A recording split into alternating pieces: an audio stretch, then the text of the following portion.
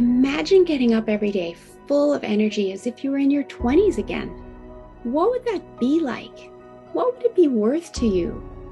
What is your health worth to you? Think about it.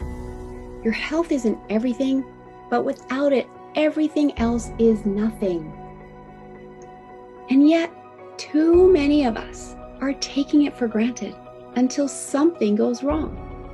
And no one wakes up hoping to be diagnosed with a disease or chronic illness. And yet, we've never been taught how to be proactive in our health through our school or public health. As a registered health coach and integrative health practitioner, I believe it's time this information is made available to everyone. Combining new knowledge around your health and the ability to do my functional medicine lab tests in the comfort of your own home will allow you to optimize your health for today and all your tomorrows. Don't wait for your wake-up call. Welcome back to the Don't Wait for Your Wake-Up Call podcast. I am Melissa Deely, your host, and so happy you are joining us here today. Today, I have another wonderful guest with me, Luce Campagna. Welcome, Luce. So wonderful to have you. Thank you so much for having me, Melissa. I'm excited to have you. And this podcast is coming out in February, the month of love, and it's so perfect to have you here talking on that topic. So just to introduce you a little bit, Luce is a leadership and life coach based in Vancouver, BC. She is available to coach clients from anywhere via Zoom in English or French. With a background in business management, Luce has been coaching teams for over 2 decades. She joined the Coactive Institute in 2020, eager to gain additional skills and enable her teams to access their full potential. Gradually, her focus shifted toward individual coaching, and she launched her own practice in the spring of 2021. As a coach, Luce brings the latest tools along with a blend of emotional intelligences, insight, and life experience to build a unique partnership with each client. So that's a little bit of an introduction to Luce, but Luce, I really want you to share who you are and how you came to be in this line of work. Well, so I've been a business manager in the field of retail for about 20 years. So I work with people a lot. So leadership is my jam. I work with people. I'm a connector and I'm a teacher. And I just love to connect with people. And then with time, coming through, challenges in leadership, I got to get really curious about how people work, what makes them tick. And then, started reading books and doing seminars and different things. And I got increasingly more curious and wanting to get additional skills. And that's where coaching found me, or I found coaching. And that's how things have shifted. And I think that makes me a much better leader as well. Absolutely. And so there is always that bit of a journey that gets us to where we are, right? And it's also a never ending journey. Where you're at today is going to be for another year from now, right? And when we're open to that learning, then we continue to grow. So I love that. And just on that note, do you have a specific niche in your coaching that you focus on? Yeah, so far in my practice, I tend to coach people in midlife or in transitions of sort. And they're always clients that want to get curious about their own process, their internal landscape. Often they don't have much knowledge of that. They haven't been very conscious, and they're curious about why they keep repeating experiences or how they're reacting. They just want to get curious, and they want to have somebody on the journey. There's always a leadership lens. So whether they're organizational leaders that want to have a better connection with their team or a better connection to themselves on their personal journey, we apply that leadership lens to where they want to go. Find out where they want to go, what the vision is, and set goals to go there. That's what we do. I love that. And that is really powerful. And you make a good point there that sometimes people just aren't aware of their internal landscape, right? And I know I've experienced that myself when I look back. And when I was in the corporate world, I was just busy doing my job. I loved my job, but I was busy doing my job. And because I loved it and I was happy, I didn't, look inside. I didn't at the time have a need. I didn't have the conscious thought. I didn't think about it. What's going on inside of me, and can I be a better person, et cetera, by, figuring myself out and who I am and what I'm supposed to be doing on this earth, right? Yes, carry on. I was just going to say, it's very often when we come to a crossroads that Precisely. we start to figure that out. And for me, it was, being let go after 24 years in the corporate world. And what was also really interesting was in that time of now starting to, grow myself and look at my internal landscape. I love that term that you've used. Mm-hmm. I looked back and I realized that I naturally had it as a younger child. Yeah. I lost my father at 13. And when I look back at going through that whole period, I realized that I had access to my internal self at that time. And getting into the corporate world, I think that go, do, get more done philosophy or culture just pushed it out of me. Like I didn't have time anymore. And I think that's right. Also where many people end up, right?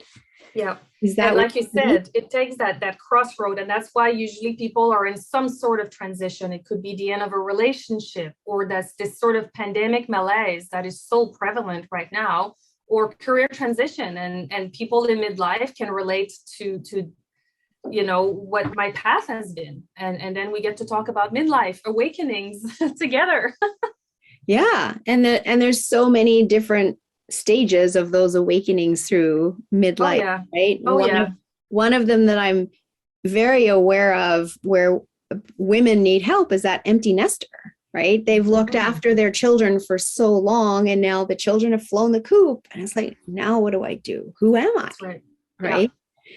And I have to say that I'm very grateful for my journey over the last 7 years because it's allowed me to develop into who I am today with this business, helping people get to the root cause of their health issue, while my children have also become adults and been away at university. And so I'm not in that place of who am I, but I might have been, right? And then, so, helping people through those transitions is really, really important. So as I said earlier, this episode is coming out in the month of February, the month of love. And I would love you to talk about what is self-love. Oh, where to begin? Yes, I know. But in February, we often think about romantic love, but let's also talk about self-love because... Well, yeah. And let's name that in order to attract and maintain love with others, it starts with ourselves. Yes. The relationship we have with ourselves is the template for the way that we see the world and the way we interact with the world. So self-love, I'm trying to be concise.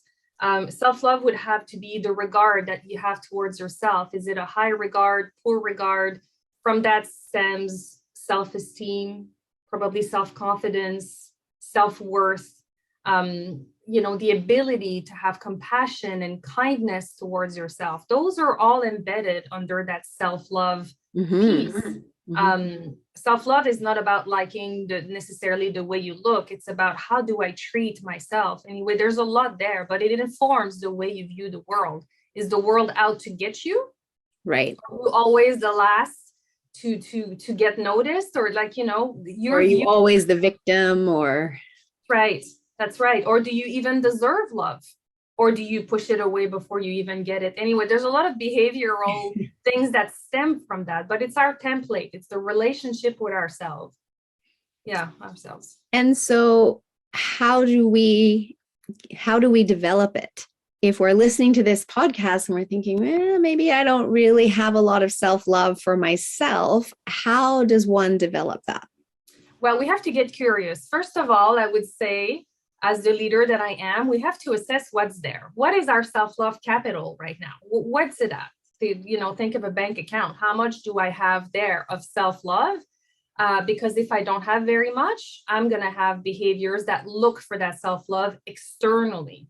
So being able to assess our capital of self-love is the first step, in my opinion. Again, I'm not a researcher, I'm not a psychologist, but that has been on my path, learning to live, with a self-love deficit and noticing the behaviors attached to that, and then choosing again. from a conscious place. So get curious about the way you treat yourself, the way you let yourself talk about yourself, like this inner dialogue, this inner critique, and my audience has heard, if they've listened to my podcast since the beginning, they've heard me talk about that a lot. Right. I am my own worst critic. Right. And our mind really can be our best friend when it's keeping us safe from stepping in front of a bus, but our worst enemy when it's critiquing ourselves. Right. That's right. So just getting curious and just noticing how we treat ourselves. Do we feed ourselves properly? That's right up our alley, right? If I loved myself, ask the question. That's how I would assess. If I loved myself truly, deeply, supported myself, would I allow myself to speak to myself like that? Or would I stay up until 3 a.m. when I work in the morning, watching TV? Would I treat myself like this if I really loved and supported myself and accepted myself for who I am, flaws and all?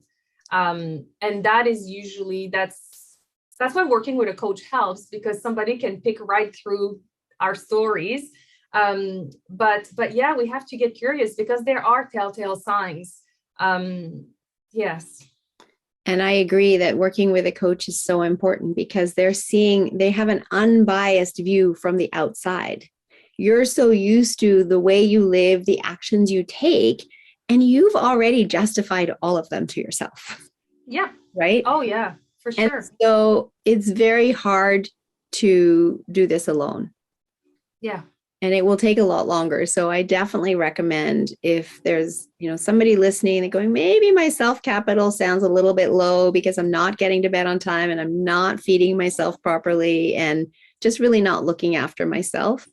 I highly recommend working with a coach, because that's going to be the quickest point for you to find that place of self-love with far less struggle than trying to do it all on your own.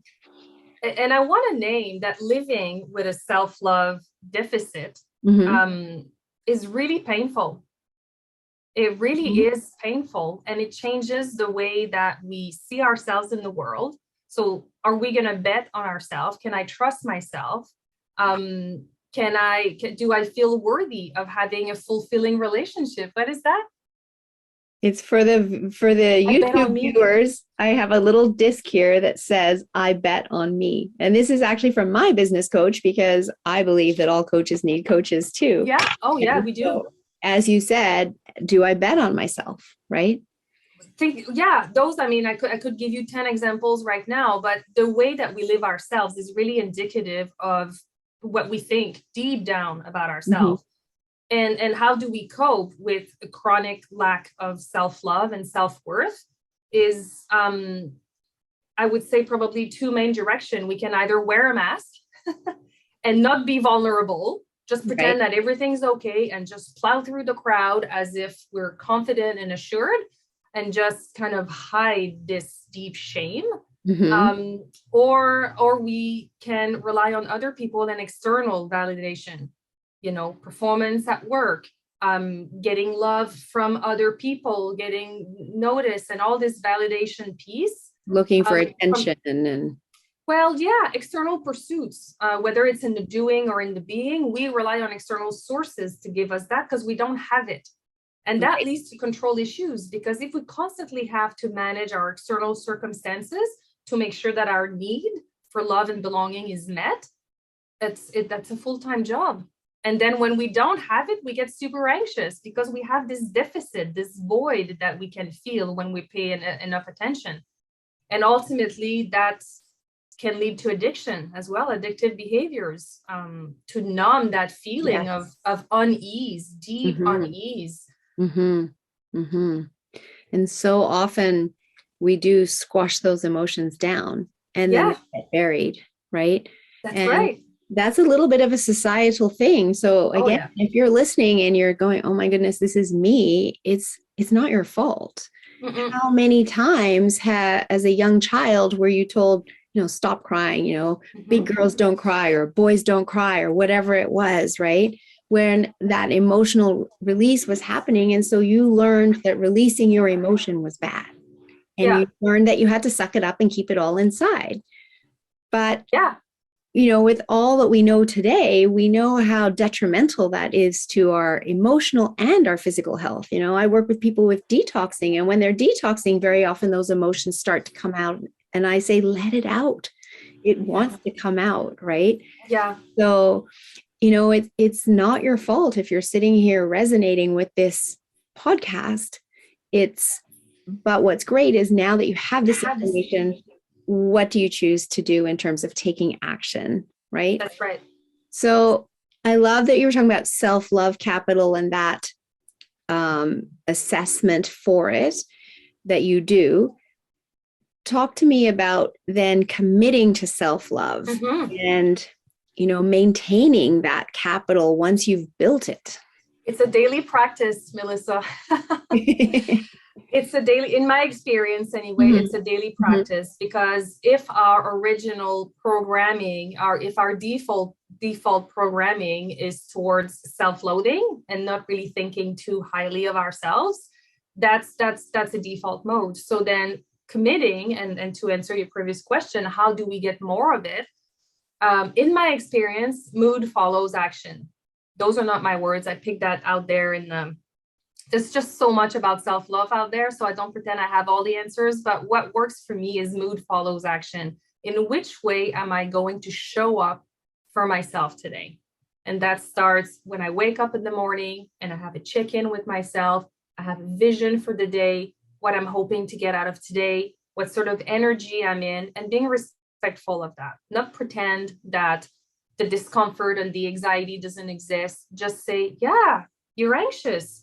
You're going to be speaking on a podcast and you really want to do well. Well, we're going to acknowledge that, like just having some kindness and just showing up in actions that are healthy. So just being really intentional about showing up for yourself, whatever that means for you. But self-care is a big one. How do you treat yourself, your health, your body, your relationships, people you care about? How do you want to be a good human? Is that important to you? Then go do more of that. Have some pride for what you do in your life. Those life affirming things that we do, that is an investment into your self-love capital. Because every time you do something that's in alignment, you get a reward out of it. And that builds a positive cycle of doing more of what fuels you. But for that, we have to have a contact with, again, our emotional or internal landscape. But when we hit those things, like, I'm really proud of that. Whatever the action is, we want to do more of it. And we start feeling better about ourselves and having agency and confidence that we can do good things, or we can look after ourselves, or we can make positive choices.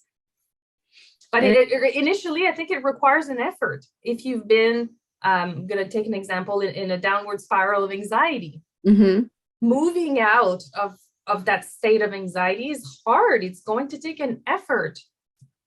So I have to remind myself, personally, mood follows action. I want to feel engaged and dynamic today. Well, I'm going to go for a walk. And that is an effort, or whatever, call a friend or whatever that might be for you. But then creating these things that are going to make you feel proud and engaged. Yeah, I think those are all really, wonderful points. And again, my audience has heard me say this a million times, but self-care is the most selfless act because it allows you to show up and give the world the best of you instead of what's left of you. Yeah. But to your point, it isn't always easy, and maybe the mood isn't suggesting that you should be doing that. You're just feeling really lazy and like doing nothing. But if you will step into the action, you can actually then move your mood into a higher energy level and feel better, right? And nobody can do that for you. You have to choose to do it for yourself. Yeah, we have to take responsibility for our well-being. And I understand, especially with mental health right now, I see a lot of that still 2 years into this pandemic, this sort of malaise that people have been stuck in a rut and they're not getting this external stimulation that they used to get. And then some people have been really uncomfortable with themselves. And I can see that that creates a lot of anxiety and a lot of depression. And once that is kicked into once that's playing out, it's really difficult. All we see is the roadblock. But we have, in order to generate this initial movement, we have to be able to look beyond the roadblock.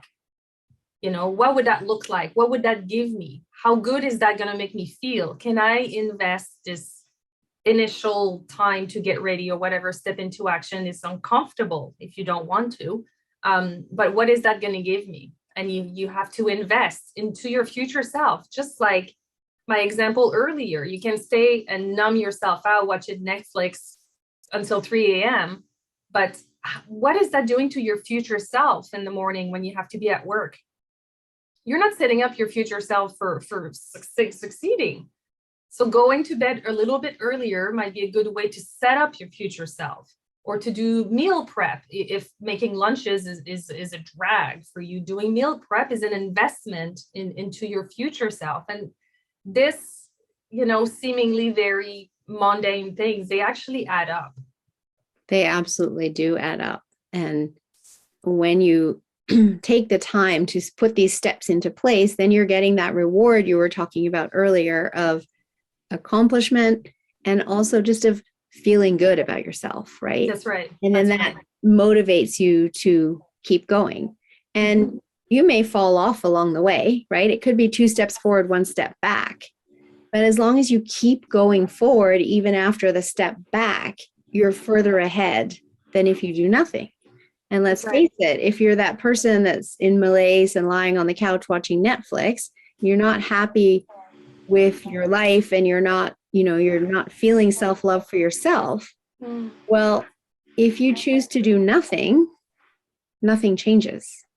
And that's where you'll be a year from now. Yeah.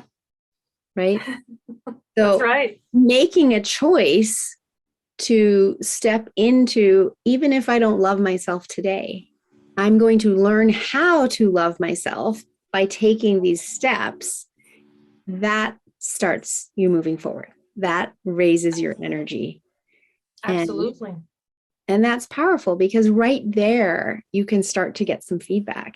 And I think another piece in all of this that's really important is the increased awareness you start to have around how you're feeling in any given moment. Again, so often in that busy go, go, go, do world, we're not even stopping to check in with ourselves. And so we don't have a true awareness of how we're feeling in any given moment. But when we slow down and we do these little check-ins, that's when we can start to go, oh, I've got this going on inside of me, or, I'm waking up feeling a little bit anxious, and that's okay. It's because I want to do well. It's here. It's my brain wanting me to do well. I'm going to acknowledge it and keep going with my day, as opposed to letting it cripple me. Yes. Well, again, and that ties it into having a growth mindset. And then the self-forgiveness, again, that's a byproduct of self-love. You have to love yourself enough to forgive yourself. If you stutter in front of a crowd, or if you, whatever it might be, can we forgive? Even having thoughts or having anxiety, can I forgive myself for having this anxiety, this performance anxiety? And can I be okay with not being perfect? And, and just, can I be okay that I'm not there yet, that I want to love myself and I really don't today? Yeah, I can be okay with that. That is a sign of self-love. It's a little tiny dose of it. But yeah, to be real, that some days you're not going to love yourself very much. And it's okay. There's going to be ebbs and flow. But every time you accept yourself anyway, that is a little drop of self-love in your capital.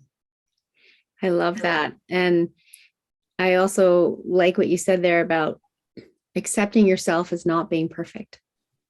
I always tell my clients, we're humans. Humans just aren't perfect, right? So in trying to strive for the impossible, how can you do that when no one else has been perfect before, right? So we can strive to do our best, but recognize that we don't have to get stuck on being perfect, because done is better than perfect. And that was something that when I first heard that was a huge light bulb moment for me. Yeah. oh, done is better than perfect. Okay. And, just the other day, I sent out an email and the link to one of the buttons didn't work. And somebody wrote and told me that. And I thought Yeah, I tested all of them. Like I always send a test email. I swear I clicked on it and it worked, but it didn't work when it went out. And I could beat myself up over it, or I could be like, okay, thanks for letting me know. I want people to be able to, click that button and it yeah, actually gets somewhere. So I just sent another email that said, oops, the link didn't work. And what's really funny about that is human nature. They always want to know what the oops was. So more people open the oops email than the original email, which means more people got the right link. So yeah. maybe it was meant But to happen see, that way.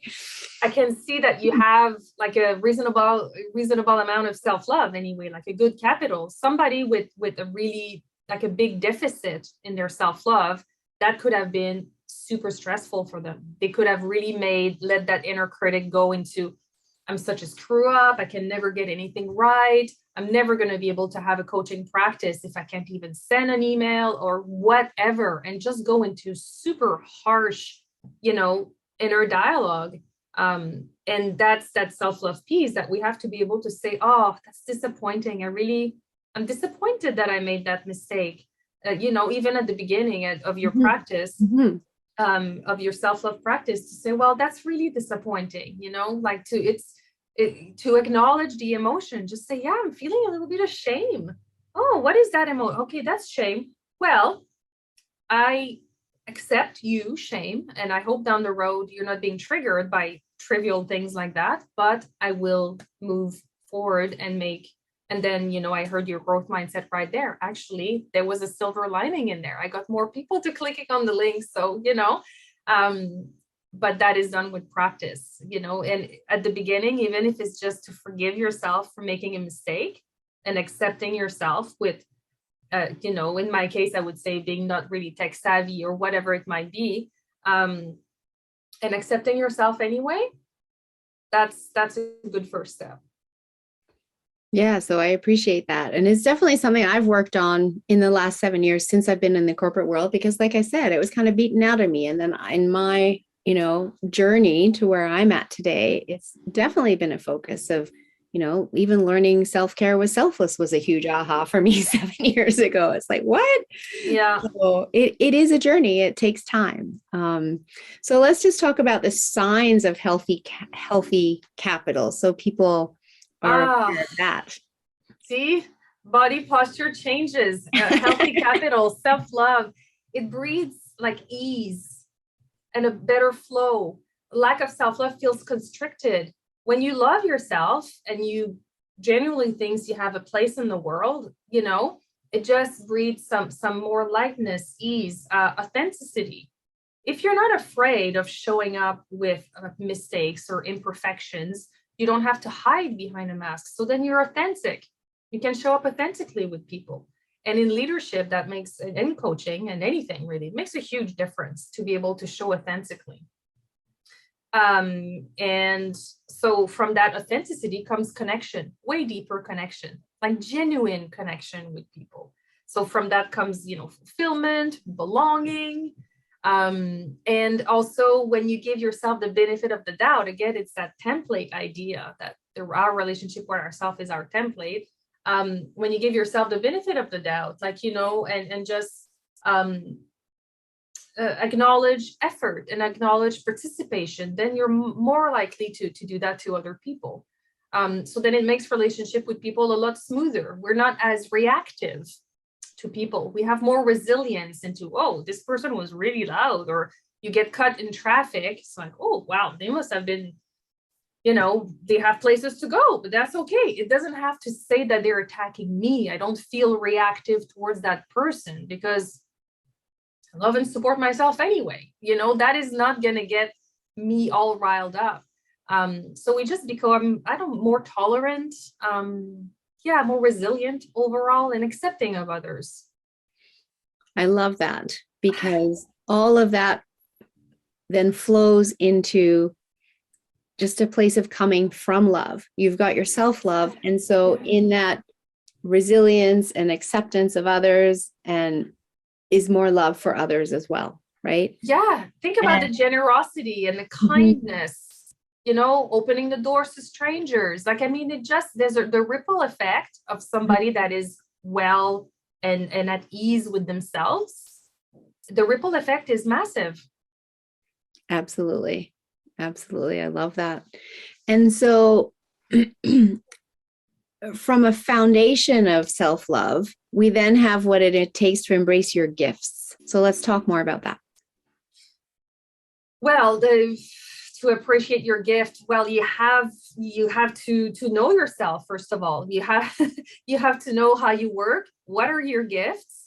And then to see the good side of it, and to love yourself enough that you can see for what they are. Because sometimes you'll give a compliment to somebody, oh, you're so good at public speaking, for example, that they're like, oh no, I just lucked out, or oh no, it's just because I had a good night's sleep, I'm not very that good. They don't even take it in, right? So they don't acknowledge their gifts by doing that. They just push it away. Getting compliments is, and it's really interesting that you say that, because that's something I'm working on right now, is the act of receiving, right? It was when I was growing up, my mother always said it's better to give than receive, right? So I always thought giving was good and receiving was bad. Let's just face it, that young child, the way we process things, and then it goes into our subconscious, that's how I simplified it. Yeah. So now as an adult, I'm actually having to learn to receive, right? Yes. And I mean, so many adults are in this situation, right? Yeah. That you fob off compliments, and so now it's a conscious thought that if someone compliments me, that I'm just going to say thank you. I don't have to compliment them back. This isn't a tit for tat thing going on, which is what I used to think before, right? And that I can just say thank you. And depending who it is, I can say thank you. I'm receiving that. Or in my head, I'm saying that. Because that too is a practice, right? It's radical ownership. My habit. Radical ownership. Take ownership for all that you are, flaws and all. But if you have talents, have the enough love and kindness towards yourself to be able to realize that you have a knack at something, right? So then when it's pointed out to you, you can say, yeah, actually, I really like public speaking. Oh, I'm glad that you liked it, or whatever, but some people absolutely have to brush it away. Yeah. So tell me, this is a question that just came into mind that I'm going to throw out to you, that tell me what your favorite part is about working with your clients in helping them develop their self-love. It's the discoveries that they have right there, like, because because I get curious and I will ask questions, and then they don't know, they'll tell me something, whatever they do. And then I'm like, what's that about? Tell me more about that. And then they go, and then sometimes they surprise themselves, like, oh, and they just kind of connect the dots, and I can see it. I'm like, what just happened there? There's a shift there. I saw a shift, and they've been connecting the dots right there. I just love that. That's awesome. I love it. You just gave me goosebumps head to toe, because that's the best kind of coaching, right? Is drawing that out of someone. Oh, yeah. What was in there, but they just didn't know, because they were stuck in their habit, just like I was stuck in my habit of I should give but not receive, right? Yeah, that's right. That's the basis of coaching, is that the clients has the answer. We all have our answers. It's within us, but it's buried deep sometimes. And again, we have a lot of stories, like you said at the beginning of the podcast, about why we do things. And that has been a proven story over and over, and we don't question it. And a coach will actually kind of just dismantle that, just to get curious, just to see if there's something there. And often, the clients, but I just love to watch their face or their body posture, like, when they have that shift, energy shift, and then we get to name it. That's pretty cool.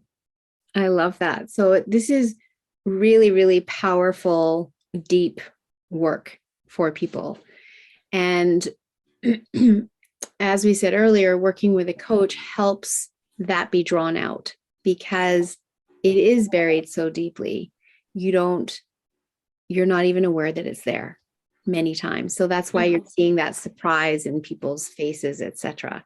So I love that that's your favorite part of the work, is drawing that out, because that's where the transformation happens. That shift happens, as you've said. Yeah, something gets unlocked, and then we have access to it. Yeah, that's fantastic. And that might be just a starting point, and then there might still be more to be unlocked. There isn't necessarily just one thing that needs to be unlocked, but opening that door can then lead to more. It's a little bit like a Pandora's box, but it's really powerful in opening it and going through the process of seeing what else is there. Yeah, and that's why working with coaches, and like I said, I have a coach, you do too. I mean, it's fantastic because opening that Pandora's box, if we haven't done it in a long time or about a topic that we have not explored, it can be really jarring. Like it's kind of scary. And then to have a framework and to working with a coach that's going to be there for you for 3 months, 6 months, whatever engagement you decide to go with. But then I also want to mention that the work is done between sessions. It's the client that actually has to do the work between sessions. The session gets things moving, but the client does the work also between sessions and reports back in the next session. Absolutely. So that's a really great point. Do you want to just elaborate a little bit on what that work also looks like for our audience? Well, it depends for every client, but based on what came up, I like to give homework personally because I could explore with them for 3 hours. I mean, usually there's just a lot there. So often based on the topic of the session, I said, okay, and sometimes I'll join links of podcasts that I've seen or books that I've read on the subject. But let's say a client starts exploring their own reactivity and where that comes from. Well, I mean, we could talk about that for like how many months, like it's a lifetime of experiences. Yes. So then I might send them resources and then inquiries. Usually it's like question to like journaling prompts or whatever activity and noticing activity. And it's processing. Essentially, it's just going to be a way to process. Right. And to connect dots, keep connecting dots. Yes, exactly. And it's so important, right? That will result in faster progress for them if they do that work between the sessions. So much like a completely different level of awareness for them. And that's a gift that they give themselves. Yeah. Because then they can make choices in the moment. Next time that situation happened, and they can say, default way, blowing up and screaming at that person, or intentional, I want to be, get curious, like, whatever their path will be, they can make a choice. They will catch themselves. Yeah. And I love that. And I know in my own journey that I just have so much more awareness and catch myself, particularly when I'm talking to myself, right? Yeah. Like everyone else, half the time I was berating myself for what I didn't need to berate myself for, right? And then as I started to get that awareness, I could change the way that I talk to myself. And, I encourage my clients to be talking to themselves as they would their best friend. Because if they talk to their best friend the way they talk to themselves, they probably wouldn't have a best friend, right? You have to be your own ally. That's the whole taking responsibility and ownership for your life. You have to be your own ally. I mean, we all have this roommate here that is really kind of undesirable, and we have to be able to either prove them wrong. There are a few different techniques for that with the saboteurs in our head, but we have to be able to have an ally somewhere in there that has our back. We have to be our own ally for sure. Absolutely. And this is such an important starting point, as you said at the beginning, because if you don't have that self-love for yourself, it's very hard for you to find the partner that is, a good partner for you, right? That's right. It's also harder for you to be looking after your health because you're already not prioritizing yourself. You don't see the importance in looking after your health. And in this day and age, very often looking after your health proactively, which is what I'm a proponent of, it costs money, right? It's not about going to the doctor for free and getting your prescription and that's covered, because that prescription very often is masking a symptom that results in another symptom that results in another prescription, and you're not actually healing. That's right. True healing, where we get to the root cause, that is costing money. That requires an investment in yourself. And to do that requires self-love. It really does. Absolutely. You have to be able to want to invest in yourself. And then that's where limiting beliefs, such as like, whatever, like, what's the point? What's the point? Everybody is overweight in my family. I know by the time I'm 48, I'm going to be overweight. That's how we are. What's the point? Or they're not going to try to get additional information or to try because they don't have that inner empowerment drive, right?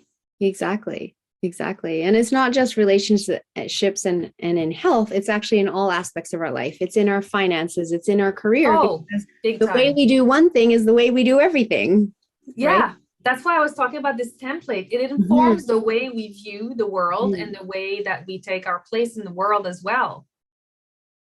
Absolutely.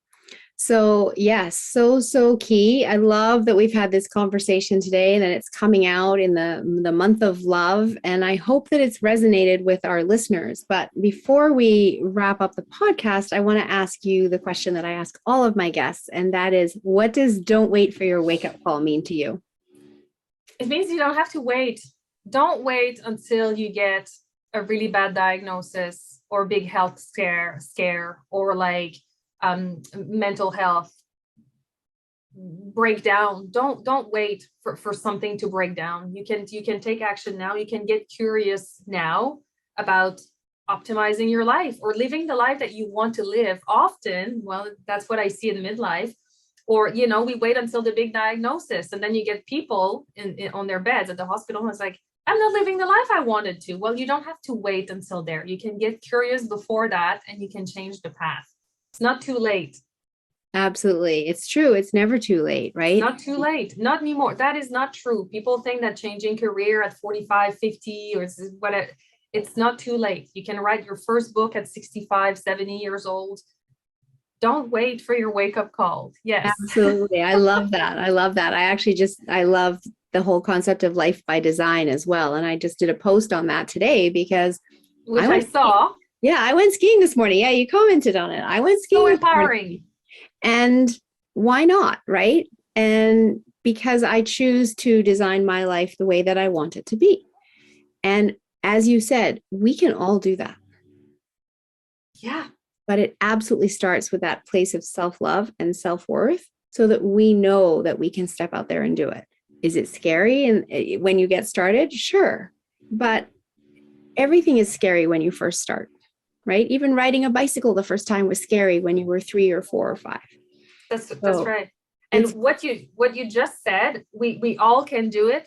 I heard limiting beliefs in my head, so I'm sure everybody had little limiting beliefs. No, me is different. I can't because, and that's where, working with somebody outside of ourselves to actually listen to those limiting beliefs, prove them wrong, and actually make a plan like you did to actually actualize, the life you want to live is a wonderful, that post was really inspiring.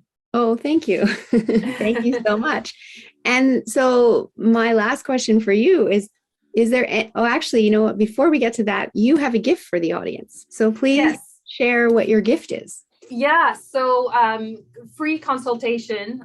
There's no strings attached. So if you want to, find out what coaching is about or what my coaching style is about, you can go on my website in the book now, little button top right. Well, plus you can read about me on the website and see if I would be a good fit for you, because it is important for clients that are considering coaching to try a few different flavors. Just try. All coaches, they have the initial consultation that's free, no strings attached.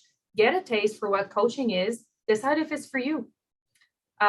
So that is half an hour session, free, up to free, and like I said, no strings attached. So give it a try. And what's your website again? And I'll put it in the show notes, but you can say it now too. It's my name, so that's not the easiest. Ah. lucecampagna.com. So yeah, look in the show notes. It's definitely in the show notes, so Yeah, you can but go it's my there. name.com. So Awesome. yeah. Well, that's wonderful. And I highly encourage people to go to your website and book. And I do agree that it's really important to have a good rapport with your coach. Mhm. And you only know if you're going to have that by doing that initial call and checking out a few. And then from Yeah. there, deciding which person do you feel that you most resonate with. Yeah, and there's no expectation. I want people to know that, because often, we're stuck in our beliefs that, oh, well, now if I start talking about that, then I'm going to feel obligated to pay that person. I mean, it's common practice in the business. We want you to have a fit that works for your life. Absolutely. Absolutely. I do the same thing. It is very common practice, right? Yeah. How does somebody know if I can even help them if we haven't had an initial conversation to see if we can, work together? And they may not be a good fit for me. And then I can refer them to someone else too, if they don't know anybody else to reach out. So Absolutely. awesome. Thank you for offering that. And then, my last question is, what would you like to leave the audience with to inspire them to take action on their self-love journey today? Give yourself that gift of ease and peace, internal peace with who you are. Like, you need to be okay and loving of who you are. We cannot just be our own enemy. So get curious about what's there, who you are, who you want to be. Just get curious. I love that. What a great way to end. So thank you so much for joining us here today, Luce. And thank you to the audience for joining as well. And be sure to tune back in next week for another episode of Don't Wait for Your Wake Up Call podcast. So just before we finish up today's show, I want to let you know about my next group program, my Health Kickstart and Detox. The best way to start diving into your health, if this is what you're doing and my podcast is motivating you to get started, is to start looking at nutrition, the right way to eat for your body and understanding that, as well as digestion, because you are what you absorb and not just what you eat. And so I teach how to ensure your digestive system is even turned on so that you can benefit from the food that you're putting into your body, as well as sugar. Where is it sneaking into your diet, even when you're trying to be careful? Unfortunately, it's in everything these days, and so it does tend to sneak in. So I combine all of this learning in a group program for support for you, along with setting you up for success on your detox program, providing recipes and meal plans, etc., so that you can truly enjoy the benefits of getting those toxins out. I've never had someone get to the end of my program and go, gee, I wish I didn't do that. Instead, I get to hear all of their amazing success stories like, wow, I have such mental clarity now. My aches and pains are gone. I'm sleeping better. My bloating and gas and indigestion is gone. So I love hearing that. It motivates me to keep sharing with others, because I truly do believe when we get the toxins out, when we create a body that is inhospitable to disease and we make it a lifestyle, that we can get rid of the chronic illness that we have in our world today. So click the show notes to learn more about the program. The link is there. And if you have any questions, book a call with me so we can chat and figure out, is this the right program for you? I look forward to hearing from you.